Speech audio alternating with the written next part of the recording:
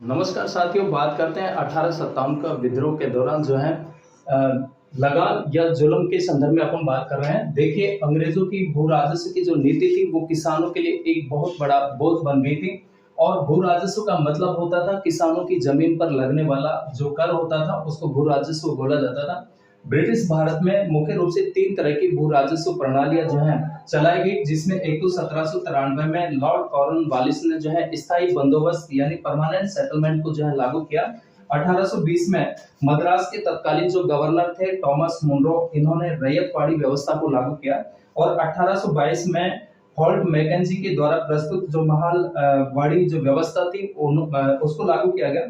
इन शोषण परक भू राजस्व व्यवस्था के माध्यम से जो है वर्ग विभाजन जो है गहराता गया। वहीं पर जहां एक तरफ जमींदारों व महाजनों की आर्थिक स्थिति जो है बेहतर होती है, दूसरी तरफ किसानों की जो स्थिति थी, हालत थी, वो बद से बदतर होती चली गई थी। और जो है इसके अलावा जो है निजी हितों के अधीन कंपनी के जो कर्मचारी थे उन्होंने भी जो है पूरी तरह से भ्रष्टाचार को अपना लिया था। कंपनी के कर्मचारी भी भ्रष्टाचार में लिप्त हो चुके थे।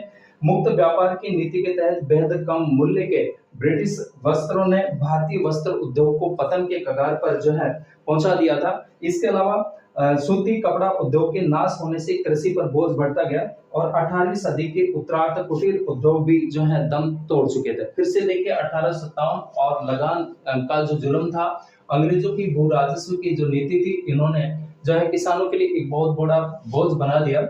इसके अलावा भू राजस्व का मतलब होता था किसानों की जमीन पर लगने वाला कर। और ब्रिटिश भारत में मुख्य रूप से 3 तरह की भू राजस्व प्रणालियां चलाई गई। एक तो 1793 में लॉर्ड कॉर्नवालिस ने स्थायी बंदोबस्त यानी परमानेंट सेटलमेंट को लागू किया। 1820 में मद्रास के तत्कालीन गवर्नर थॉमस मुनरो ने रैयतवाड़ी व्यवस्था को लागू किया। और 1822 में हॉल्ट मैकेंजी के द्वारा प्रस्तुत महलवाड़ी व्यवस्था को जो है लागू किया गया। इन शोषण परक भू राजस्व व्यवस्था के माध्यम से वर्ग विभाजन जो है गहराता गया। जहां एक तरफ जमींदारों व महाजनों की आर्थिक स्थिति बेहतर हुई, वहीं किसानों की हालत बद से बदतर होती गई। और निजी हितों के अधीन कंपनी के जो कर्मचारी थे वो भी भ्रष्टाचार में लिप्त हो चुके थे। इसके अलावा मुक्त व्यापार की नीति के तहत बेहद कम मूल्य के ब्रिटिश वस्त्रों ने भारतीय वस्त्र उद्योग को पतन के कगार पर ला दिया। और सूती कपड़ा उद्योग के नाश होने से जो है कृषि पर बोझ बढ़ता गया।